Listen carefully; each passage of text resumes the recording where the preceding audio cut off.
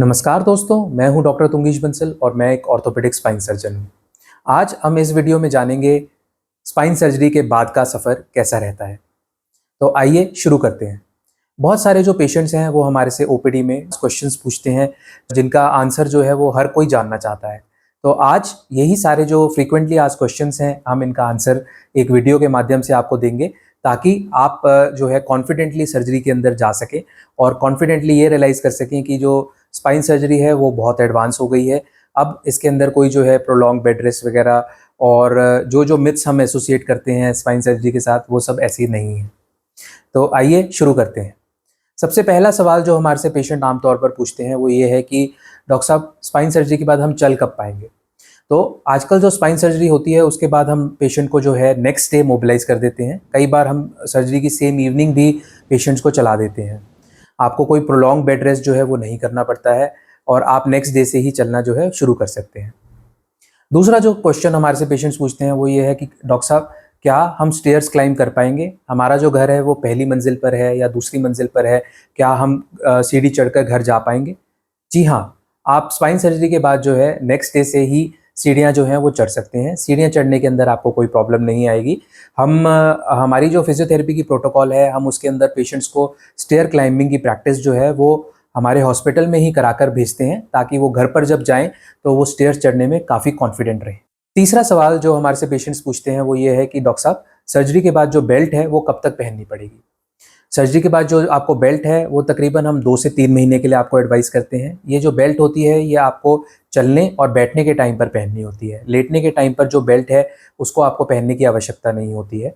जो बेल्ट की ड्यूरेशन है वो सर्जन टू सर्जन और सर्जरी टू सर्जरी यानी कि आपकी सर्जरी किस टाइप की हुई है उसके अकॉर्डिंग भी थोड़ा बहुत जो टाइम है वो वेरी कर सकता है।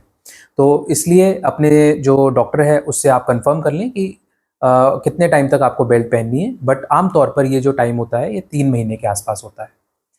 चौथा सवाल जो पेशेंट्स हमारे से अक्सर पूछते हैं वो ये है कि डॉक्टर साहब हम घर कैसे जाएं, क्या हमें एम्बुलेंस करनी पड़ेगी या हम गाड़ी में बैठकर घर जा सकते हैं। तो आप गाड़ी में जो है आराम से बैठ कर घर जा सकते हैं। प्रेफरेबली आप आगे वाली सीट पर बैठें। आगे वाली सीट का जो बैकरेस्ट है उसको 20 डिग्री पीछे कर लें और आराम से टेक लगाकर आराम से पैर आगे फैलाकर बैठें तो आप आराम से कंफर्टेबली घर जा सकते हैं।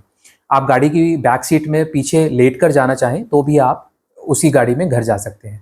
आपको स्पेसिफिकली एम्बुलेंस की या फिर कोई बड़ी गाड़ी करने की ज़रूरत जनरली नहीं पड़ती है। पांचवा सवाल जो हमारे से पेशेंट आमतौर पर पूछते हैं वो ये है कि डॉक्टर साहब टाँके जो हैं ऑपरेशन के बाद वो कब निकलेंगे। तो जो ऑपरेशन के बाद टाँके होते हैं वो तकरीबन 12 से 14 दिन के ऊपर निकलते हैं और ये जो टाँके होते हैं वो मोस्टली या तो स्टेपलर्स होते हैं या फिर वो बाहर से लगाए हुए धागे होते हैं जिनको आमतौर पर आप कहीं भी कटवा सकते हैं। छठा सवाल जो पेशेंट्स हमारे से पूछते हैं वो ये है कि डॉक्टर साहब क्या मैं अगर आउट ऑफ स्टेट से ट्रैवल कर रहा हूँ तो क्या मैं प्लेन से वापस जा सकता हूँ, प्लेन की जर्नी करने में मेरे को कोई प्रॉब्लम तो नहीं आएगी। जी नहीं, आपको प्लेन की जर्नी करने में कोई प्रॉब्लम नहीं आएगी। हम बहुत सारे पेशेंट्स जो हैं वो आउट ऑफ कंट्री भी ट्रीट करते हैं जो बाहर से हमारे पास ऑपरेशन कराने आते हैं। वो सर्जरी कराने के 1 हफ्ते बाद ही अपने घर जो है वो ट्रैवल करके वापस जाते हैं। तो प्लेन जो स्पाइन सर्जरी के बाद वो बिल्कुल सेफ़ है, उसके अंदर आपको कोई प्रॉब्लम नहीं आएगी। जो अगला सवाल हमारे से पेशेंट्स पूछते हैं वो ये है कि डॉक्टर साहब कि क्या जो ये मेटल डला है बॉडी के अंदर इसको कभी निकालना पड़ेगा या ये वहीं रहेगा।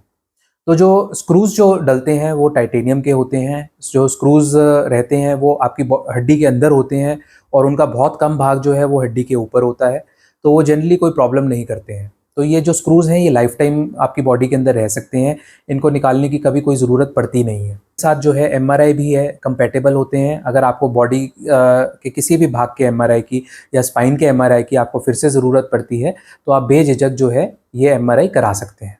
जो नेक्स्ट सवाल हमारे से पेशेंट्स पूछते हैं वो ये है कि डॉक्टर साहब मैं गाड़ी खुद कब चला सकता हूँ। जो ड्राइविंग है आप 4 to 6 वीक्स बाद शुरू कर सकते हैं। 4 to 6 वीक्स बाद जो है हमारी बॉडी का जो रिएक्शन टाइम है, ब्रेक दबाने का टाइम है वो ऑलमोस्ट नॉर्मल के पास आ जाता है। तो आप 4 to 6 वीक्स तक जो है अपना ड्राइविंग अपने आप शुरू कर सकते हैं। इससे पहले हम ड्राइविंग इसलिए नहीं रिकमेंड करते हैं क्योंकि ये कई बार झटका लगने की वजह से बैक में पेन या फिर जो आपके स्टिचेस हैं उसमें पेन थोड़ा बहुत उठ सकता है। इसलिए हम 4 to 6 वीक्स वेट करने के लिए बोलते हैं कि आप उसके बाद जो है अपनी ड्राइविंग शुरू करें। हमारे से पेशेंट्स पूछते हैं वो ये है कि डॉक्टर साहब स्पाइन सर्जरी के बाद हमें पैरालिसिस तो नहीं हो जाएगा? तो स्पाइन सर्जरी जो है वो आजकल बहुत आधुनिक हो गई है। स्पाइन सर्जरी जो है वो आजकल नेविगेशन, माइक्रोस्कोप और रोबोटिक जैसी आधुनिक टेक्निक से की जाती है और अब जो स्पाइन सर्जरी है वो काफ़ी सेफ हो गई है। तो इसलिए आप स्पाइन सर्जरी से घबराएं नहीं और बेझिझक होकर स्पाइन सर्जरी के साथ अगर आपको एडवाइस की गई है तो आगे बढ़ें। तो जो अगला सवाल पेशेंट्स हमारे से पूछते हैं वो ये है कि डॉक्टर साहब प्रिकॉशंस हमें क्या लेनी है सर्जरी के बाद में? तो सर्जरी के बाद में जो आपको प्रिकॉशंस लेनी है वो ये है कि आपको कोई आगे झुकने वाला काम नहीं करना है, कोई भारी वजन जो है वो नहीं उठाना है। इससे आपका जो बैक पेन है वो बढ़ने के चांसेस जो हैं वो ज़्यादा हो जाते हैं। डिस्क जो है वो उसके भी बाहर निकलने के चांसेस बढ़ जाते हैं। तो आप कम से कम 3 महीने तक कोई भारी वजन ना उठाएं, कोई लो सोफे पर ना बैठें और कोई आगे झुकने वाला काम ना करें। इस क्वेश्चन जो पेशेंट हमारे से पूछते हैं वो ये है कि डॉक्टर साहब हम ऑफिस जो है वो कब रिज्यूम कर सकते हैं? ऑफिस जो है वो हम जनरली डिस्क की सर्जरी में आपको आफ्टर 7 to 10 डेज अलाउ कर देते हैं और अगर फ्यूजन सर्जरी आपके बैक की हुई है तो हम आपको तकरीबन 2 वीक के बाद आपको ऑफिस जाना जो है अलाउ कर देते हैं। ऑफिस में आप कुछ प्रिकॉशंस का ध्यान रखें कि बहुत लंबे समय तक एक जगह पर ना बैठें। तकरीबन 1 से 1.5 घंटे बाद जो है उठकर ऑफिस में एक वॉक ले लें ताकि आपकी बैक में स्टिफनेस ना हो। और जो कुछ पैरों की माइल्ड एक्सरसाइजेज हैं या चलना फिरना है वो ऑफिस में आप जारी रखें ताकि आप कंफर्टेबल फील करें और बैक में स्टिफनेस ना फील करें और कोई ऑफिस के अंदर भारी वजन ना उठाएं, आगे झुकने वाला काम ना करें। अगला सवाल जो पेशेंट्स हमारे से पूछते हैं वो ये है कि डॉक्टर साहब हम मोटरसाइकिल कब चला सकते हैं? तो हम तकरीबन आपको 2 से 3 महीने वेट करने के लिए बोलते हैं मोटरसाइकिल चलाने के लिए।